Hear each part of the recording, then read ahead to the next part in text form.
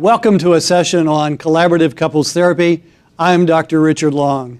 Today we're going to talk about the task of a collaborative therapist. We're going to talk about who developed the approach.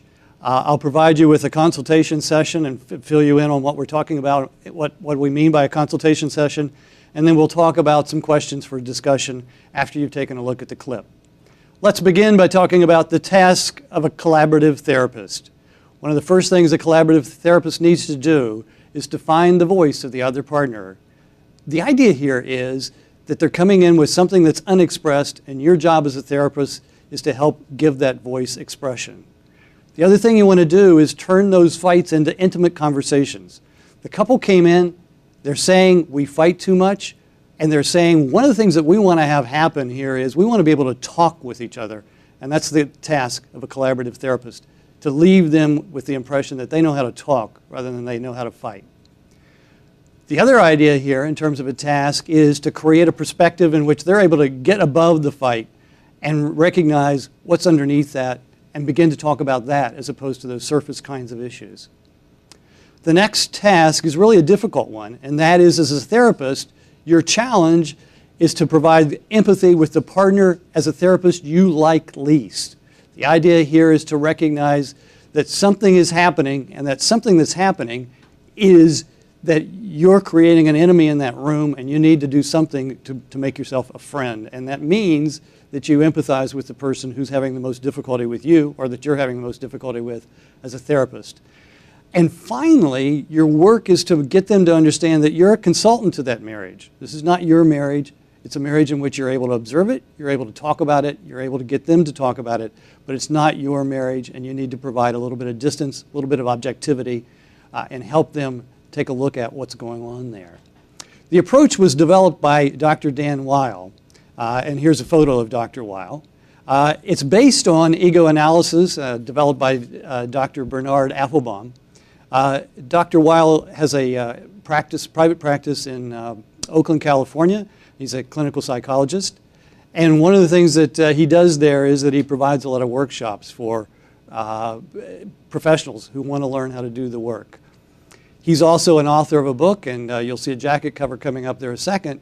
One of his books is After the Honeymoon, How Conflict Can Improve the Relationship. He also has another book, Couples Therapy, a non-traditional approach, and you see that jacket cover. And then one of the things that also goes on with Dr. Weil is that he has a DVD, and you'll see the jacket cover for one of his DVDs. What I want to talk about next is a consultation session. In this consultation session, and you're going to take a look at it in a minute, what you'll see is a couple. They're in a role play. Role play was written by a therapist in the group. I'm the therapist. Dr. Weil is the consultant. The couple comes in and they're talking about a long-distance relationship. Essentially, she's at a position where she says to him, hey, I want more of your time. And he says, you know what? I've got to answer that telephone. I'm expected to answer that telephone 24/7, and I feel a lot of pressure from you every time you're in town with that kind of a request. So the issue is for me as a therapist to see if we can get above that level and get to something higher in terms of a perspective and get the couple to a place where they can have an elegant conversation as opposed to a fight about what's going on. Now, as you take a look at what's going on, I want you to raise some questions and begin to jot down on a sheet of paper some of those answers. So if you will, and these will pop up on the screen in a second, essentially one of the first questions is, what sort of counseling skills do you see the therapist using? Second question is, there's a turning point in the session. What is that turning point? How would you describe it? What do you notice the therapist doing? And what are your reflections on what's the impact of what you see the therapist doing on the clients? The other thing that I'd like you to pay attention to is this relationship between therapist and consultant. You see occasionally I'll have a conversation with Dr. Weil. I want you to kind of notice that relationship and jot down some observations about what do you see in that therapist-consulting relationship. Next question really has to do with a fit, and I'm asking you in this case to think about when you consider this particular approach, where would you say it's best fit? What kind of clients would it work with? What kind of issues would it work with? And the next question is really the question about a misfit. Where would you say this particular approach really would not be a good fit? That is, when you think of yourself doing this work, you say to yourself, you know what, I really don't see that applicable to that particular client population. And then finally, I want you to back up a little bit and think about yourself and think about yourself as a person who needs some additional training. And I want you to think about what would lead you to say, this is a particular model that you'd like to learn more about. And I want you to consider what might get you to a place where you say, you know what, I think I want to learn more about this particular approach. So that concludes the intro to this particular session, in which essentially what we've talked about are the task of a collaborative couples therapist. We've talked about who developed the approach. We've talked about a consultation session. And we've talked about some questions for discussion. Thank you for joining me. We've had a session in which we focused on collaborative couples therapy, and I'm Dr. Richard Long.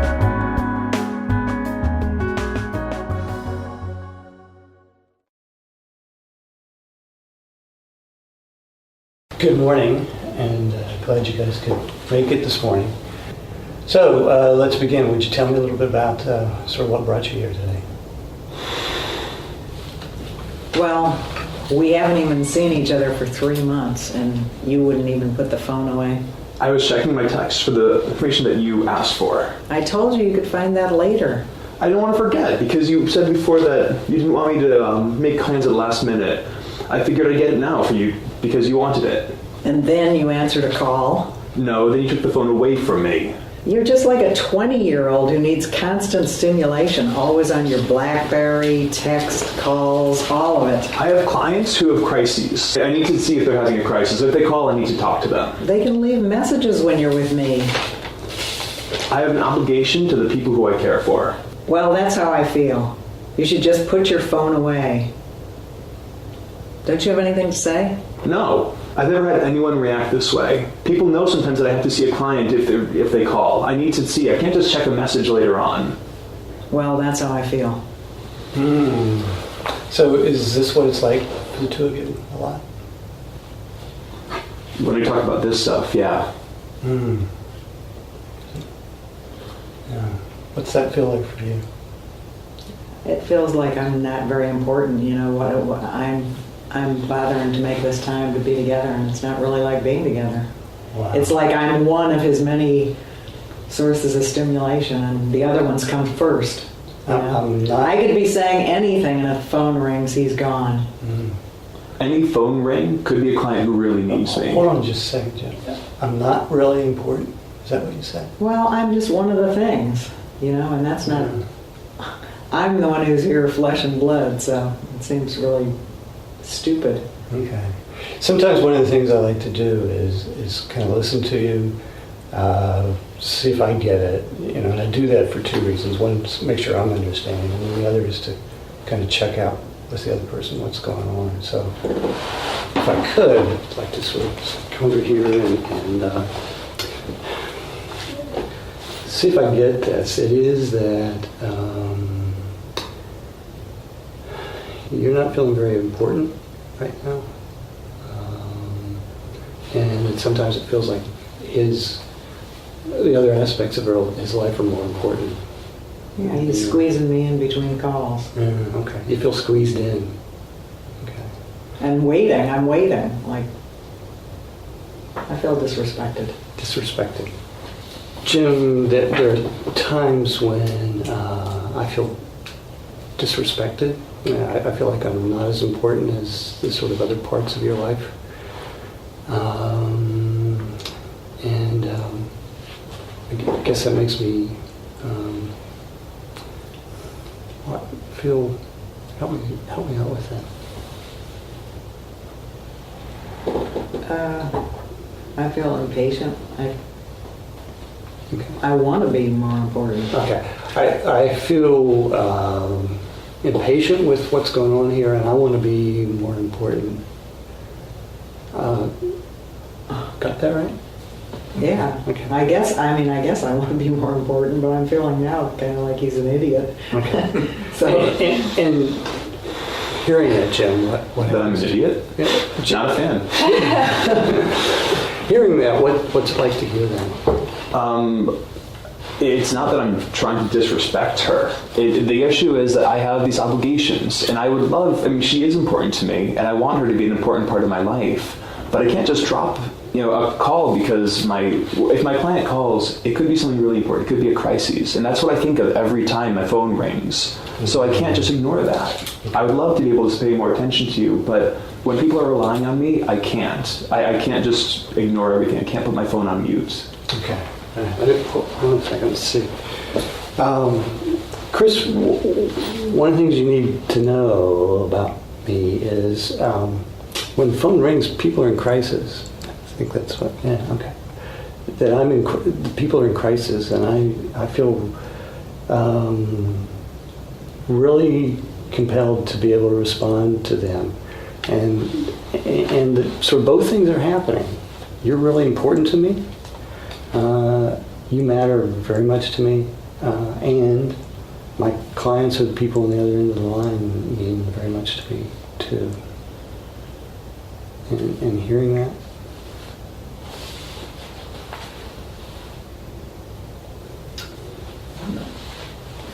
I don't know, I feel really hopeless about it. I don't see how we can do a relationship. Mm. I don't want to be just squeezed in like you're a switchboard operator. Plus, you're taking these things that aren't that important. I mean, it's not just all about the clients. It's like, all the texting isn't about clients. And just now, even though we haven't seen each other for 3 months, you're getting this information. You could have done that later.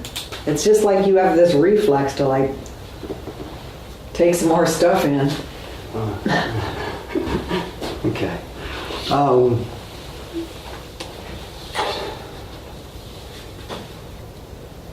Jim, I'm really feeling squeezed in here. I'm feeling not a priority in your life in the way that other aspects of your life are priority. And I really need very badly for you to hear that. Did you get that? Mm-hmm. I feel lonely. I miss you. And when all those other things are there, I really don't feel important. I don't feel important as they are. And hearing that. So, on the one hand, I miss her too, and I wish we could have more time together and pay more attention to each other. But at the same time, I don't feel like what she's saying is fair at all. When I was making the text before, it was for a plan, she was asking for information, and I tried to give it to her right away because I didn't want to forget later on. Because if I forgot later on, the plans would be made at the last minute. And we've had conversations before about how she hates for the plans to be made at the last minute. Mm-hmm. And I feel like I can't win. So I feel like if I do it right away, I'm criticized. And if I wait a while, it might not happen, I'll be criticized. And I just feel like there's so much pressure and I can't cope with it all. And it's not a fair situation to me. Okay. Chris, one of the things you need to know is that I feel enormous pressure. Yeah. Okay. To give these people what these people are asking for. And at the same time, I want to spend more time with you. I don't want you to be feeling like you don't matter, that you're not important. That's not how I want you to feel. And I don't know how to resolve these two parts. I don't know how to get the pressure down from work and at the same time get you to recognize how much you mean to me and how important you are to me. You get that? Yeah. And hearing that, Chris. Well, I hear it. I really hear what you're saying. But part of the reason is because you haven't answered a call for 10 minutes now. So With the criticism, I can't run. Well, like you're talking about these, I'm pressuring you and criticizing you about, not making plans on time. It's like some criticisms are more important than others. Like, I think this one about let's have some FaceTime that's continuous and unbroken is like the most important one. It's like nothing else is going to work without that. So, maybe we should just get together when you're not on call or something. I mean, I can't imagine you have to be like that 24 hours a day. What did you guys just... Are you aware of how the tone of this conversation is significantly different than it was a couple of minutes ago? I mean... Yeah, it's a lot easier to hear what you're saying now. Okay. Do you know what you did? Aside from turn to each other? I don't know. What else happened there? I just feel like right now I'm getting what I want. It's like, this is what I want. I want you sitting here. There's nothing in your hands. You're looking at me. That's what we need. We really need that. But do you see where I need to know what... You said some things are important and some aren't. I need to know which are which. I need you to let me know.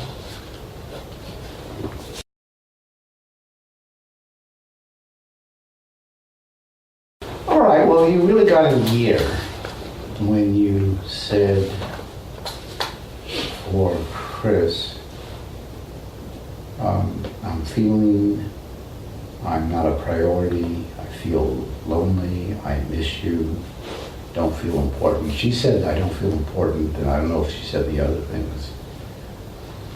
So there's, I feel I'm not a priority, that's criticism, but the others are not. Mm-hmm. And so that softened things right away. He came back with this criticism just isn't fair. I feel I can't deal with the pressure, can't cope with it, so that,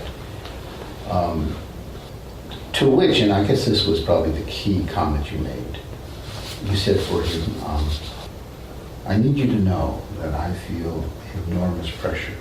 Mm-hmm. But then you had another part, because that's what you just said, but the part you added is, but I don't want you to feel lonely, bad, whatever it was you Mm-hmm. said.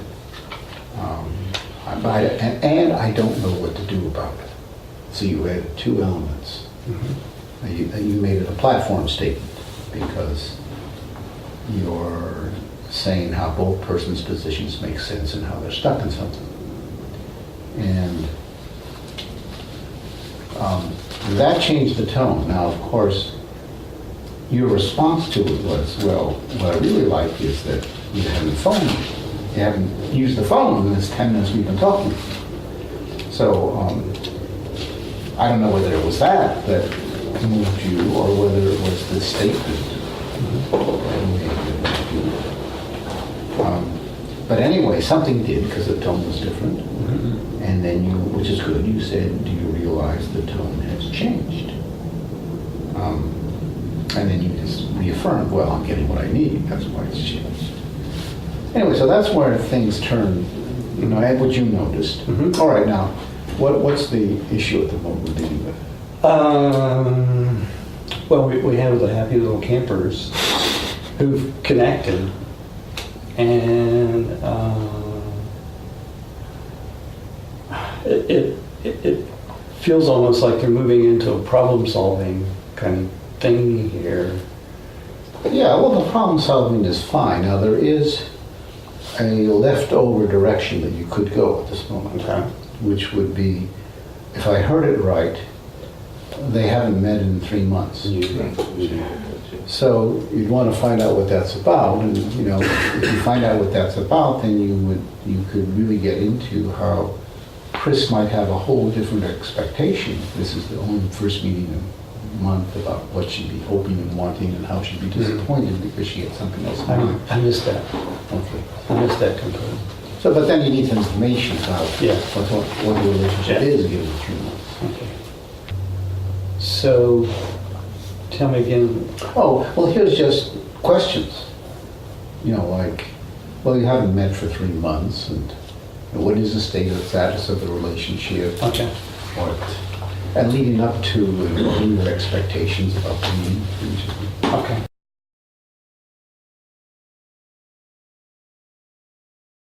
I guess in listening to you, you seem to be working through an issue which you need to be working on. And yet at the same time, I understand from the intake form that you haven't been together for 3 months, so I'm a little confused as to where to go next. Could you kind of, are we doing what we need to be doing, or does something else need to be happening right now? I don't know if something else needs to be happening. We haven't seen each other for 3 months because we live so far apart. Okay. So Yeah. that's why, I think when we get together, I want him to clear his calendar for it and to make it a big deal, because it's been 3 months. It's not like I'm seeing somebody else in the meanwhile. It's like, this is it. So I want to really go for it when we're together. Okay, so we have a long distance relationship here in which the two of you are trying to adjust to what is it like to be in a long distance relationship. Yeah. I mean, this might be all right if we were always together, then. It would drive you nuts if we were always together. Yeah, well, yeah, maybe we wouldn't be always together. Yeah. Okay. And if I get it, your expectation is because we have such little time together, I expect to be treated as special. Okay. Yeah. Yeah. And gentlemen, hearing that, I hear you, and I would like it to be special. When I try and clear my schedule, though, my clients don't clear theirs of their crises, and I can't handle that. Like, I can't fix that. So I can try to be better about like making the plans later on, and if they get made later in their last minute plans, if you're okay with that, I can try and cope with that. okay, let me try something here for a second. I'm not sure. I'm going to be kind of speculative here and kind of push something out, and I may or may not get it. But Chris, I really work hard to do what you ask, because the expectation you have about our together time is the same expectation I have. Okay. Tell me if I'm right or wrong. I guess I would sort of like your help in telling me how to manage my clients. I mean, if you've got some ideas that you might bring to the table about what are some ways. I thought I was doing a fairly decent job of setting boundaries with my clients, and I guess I'm really not. And I'm wondering, you're in the professional world too, and I'm wondering if you've got any thoughts about what I might be able to do to reduce my pressure and increase, our uncomfortable things that have to happen here initially. Okay. That was a big jump, but I'm wondering, is that sort of part of what? I mean, it would be great if she had any suggestions. I don't see it as a fixable problem. To me, it's something that it's part of my life and something I have to cope with. Okay.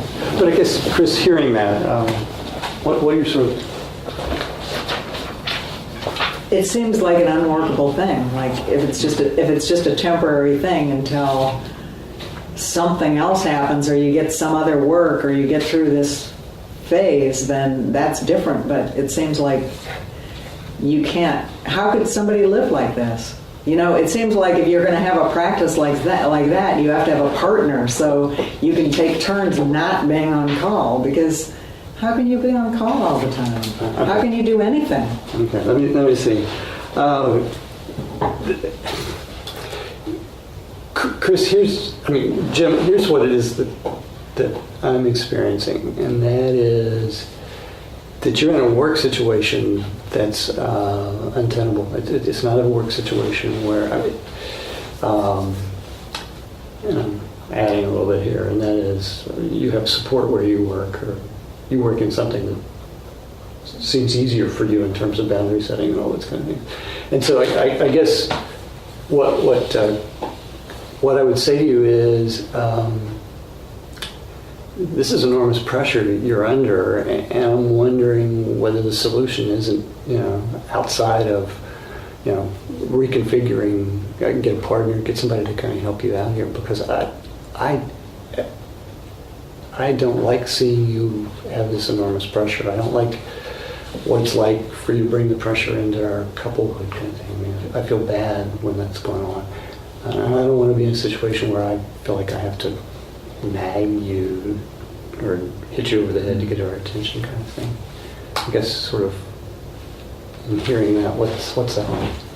Yeah, that would probably help a lot if I could get someone to cover my calls for me for when we do see each other. I'm not sure how to go about it, but I can try.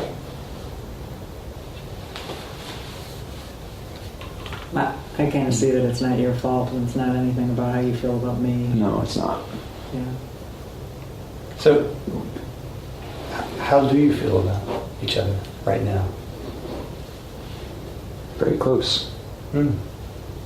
Yeah, I really care about you. That's the reason I'm willing to take these plane rides and everything, and like, do without you for 3 months just because I'm looking forward to being together, like, whoa. So I really don't like to see it get wrecked by this bullshit. Wow. Okay. I'm going to turn the lights down and I'm going to kind of move out of here. But before we do this, I'd like some feedback. What of the work we did this morning kind of worked for you, and what would you like to see different, or what else? It was very helpful to have someone sort of translate what was going on. That was very helpful. Okay. And Chris, for you? Yeah, I think that you really helped make it really clear what the practical difficulties are and that. And the only thing I think it would have been helpful if you got more into the emotionally juicy stuff about how much we care about each other. Like to be more juicy about it. Okay. But I think you really made it clear about what the issue is. Okay. Yeah. All right. Let me check that out, make sure, because we will be back together next week. You liked the fact that you guys kind of worked through some ideas and that kind of thing. There's an emotional part that you felt you wanted. It was kind of, you wanted more of that, and you like to do more work in that area. Is that? Am I hearing it right? Yeah. Okay. Yeah. Well, sorry. I was just talking about you, what you did. Like, I think you could have helped us more get to, we love each other is what it is. Mm-hmm. Okay. But you were really good at the stuff that led us to doing a problem solving thing, because I think that's what it really needs that too. Okay. Yeah. All right. Well, thank you very much, and I'll check in with my collaborator.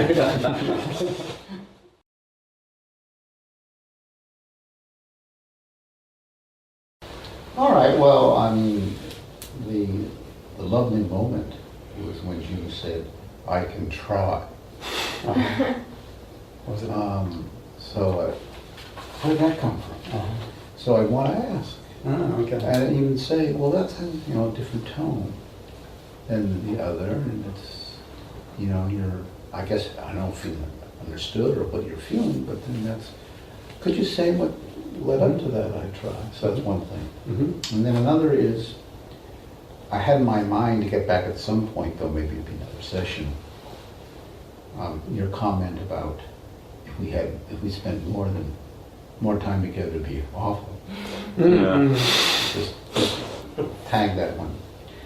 But one thing I'd be thinking of would be to get Jim's view, his anticipation of the meeting, to try to shift his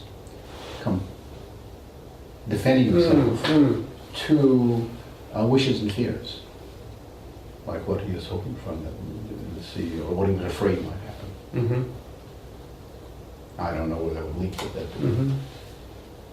To see if there is some kind of anxiety around it. Yeah, then you could pull a picture of the expectations that each had, which could be fears and wishes, and then the disappointment about that you had and whatever feelings you had, because you might have lost entirely whatever wishes you had for it, just and getting caught defending yourself, and you want to rediscover those if it's possible.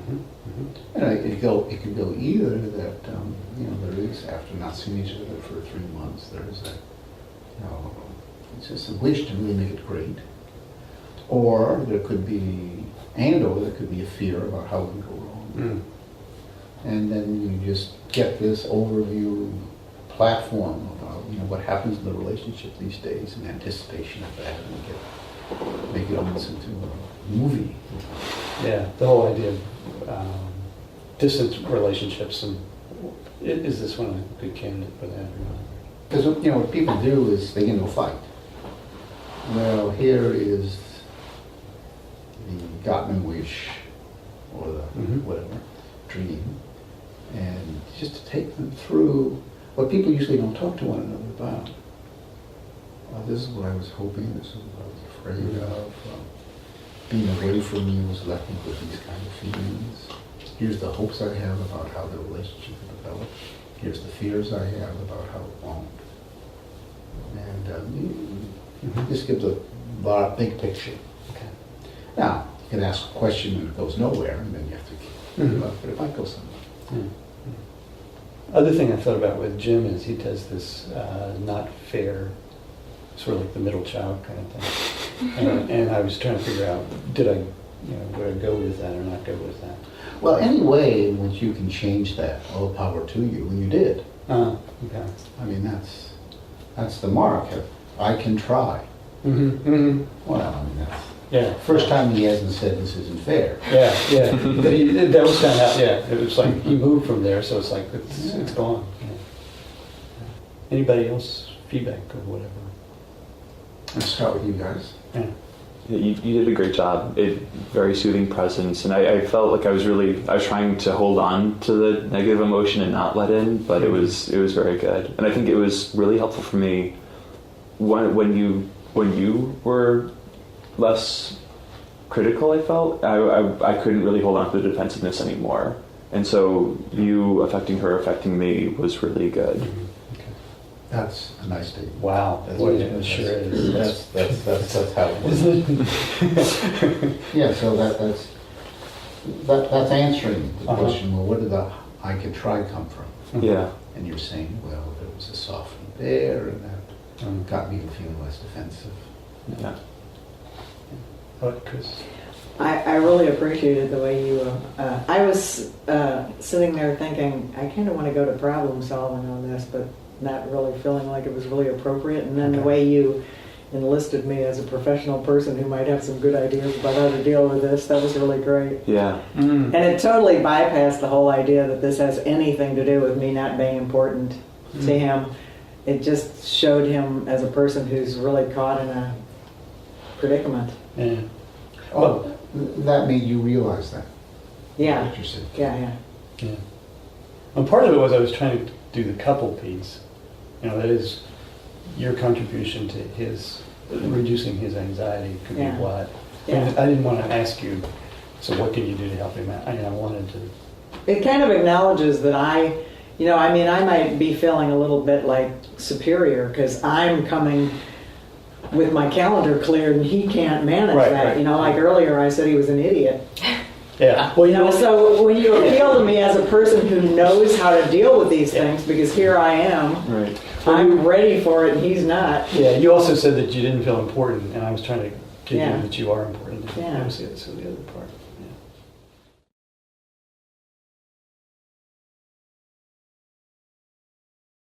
Hi, everyone. I'm here with Dr. Richard Long. And Dr. Long, just had a chance to watch the video with a famous psychotherapist in couple therapy, DanWile. And I know you really enjoyed your experience in California there. And I just have a couple of questions. Sure, and maybe we absolutely. can sort of debrief and help our viewers understand a little more about this.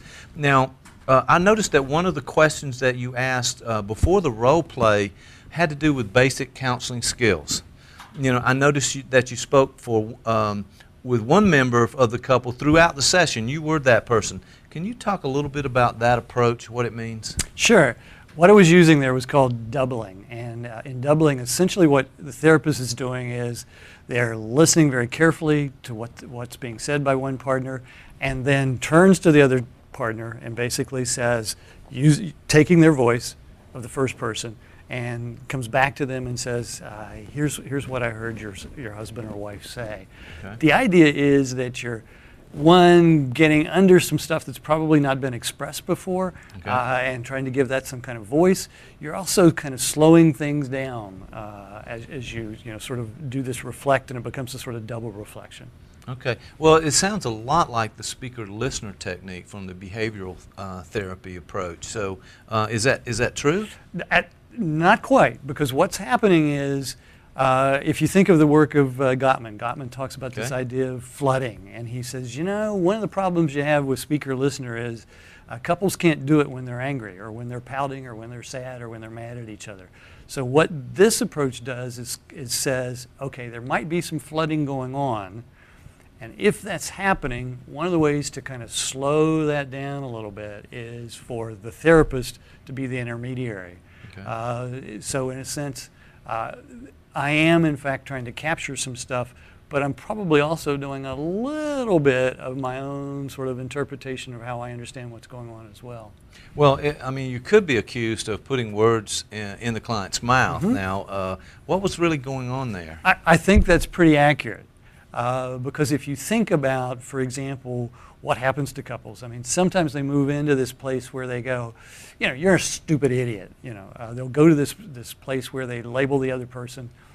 And what I was doing was probably pulling out some of the sharp stabs and jabs that a couple might say, trying to neutralize that a little bit, but at the same time try to get under that a little bit to see what might be there. Is there some sadness there? Is there some aloneness there?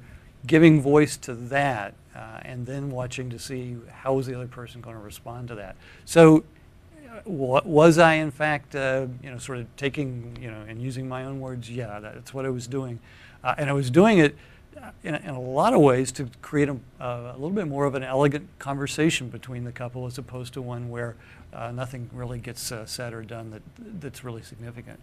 So I read that Weil calls that a joint platform. That's right. Is that right? Could you talk a Yeah. little bit more about that? The idea is we're looking for some sort of common ground, some place where the two of them can sort of agree. And in the case of the couple, it really had to do with boundary setting, and can they agree that work would have a boundary, or was work going to spill over into their couplehood?